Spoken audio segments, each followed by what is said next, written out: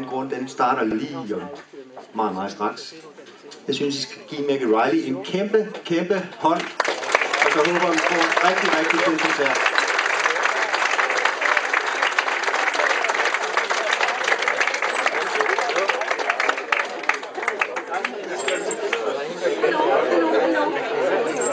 Welcome to my party.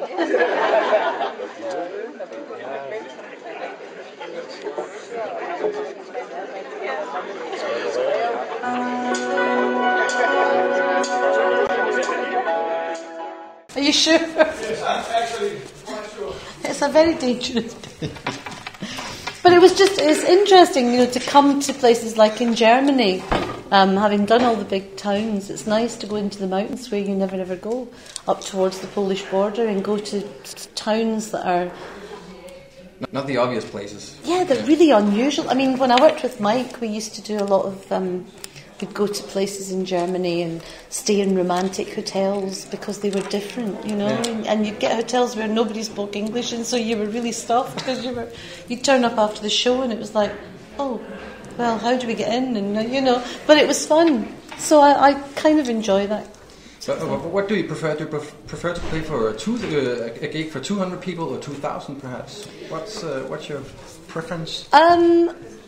I like both. I used to prefer larger shows because I got used to it, and I was a bit nervous, I think, of being able to see the audience. Yeah. But then I realised that actually I didn't like not being able to see.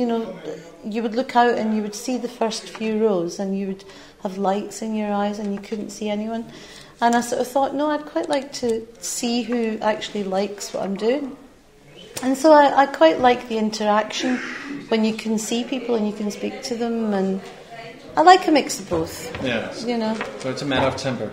Yeah, a bit of both, and enjoy seeing where I am and going places that are interesting.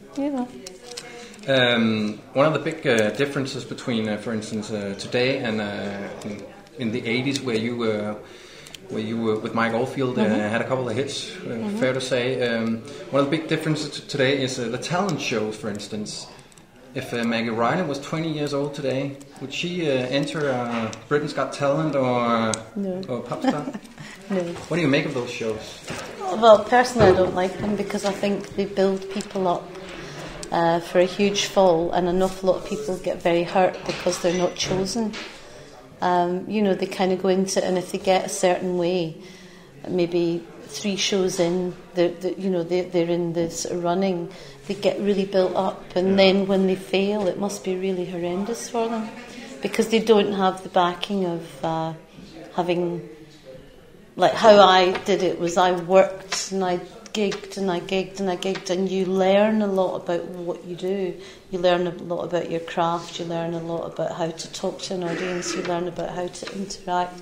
There's a whole sort of lot of things that you learn how to deal with doing what we do. And I think the people who go on these shows, it's tough because one minute they're sort of working in a sweetie shop, and the next minute they're on TV in front of thousands and thousands, well, hundreds of thousands of people. And then when they get dropped, it's not very nice because you hear the stories of the people who don't make it, and it's always quite bitter and sad, that they were taken and they did this, this and this, and then they're very disenchanted. So for the ones that are successful, it's great for them, but for the ones that aren't, and there's many more that aren't, it's not very nice, It's also dangerous, right? Because they get typecast. They can't break out of that role of being in primetime TV. Very few. I think I noticed the American woman Kelly Clarkson. She managed to somehow. She was the first, so that's perhaps the one. And she managed to transcend it. Leona Lewis has been taken and really kind of worked into sort of American Beyonce type thing, and so she's transcended it. Will Young, who was the first one in Britain, he's kind of a charming guy, and he's sort of made his own career. But who else?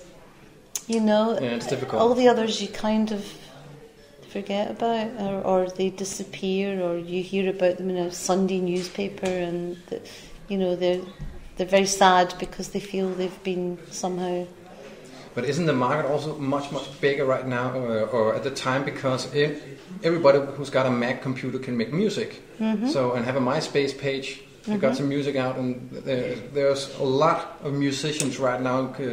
For instance, for 20 years ago, when you had to use a lot of money to get. Yeah, but also there's a lot of people who go to these stage school type things, because that's become because it makes money.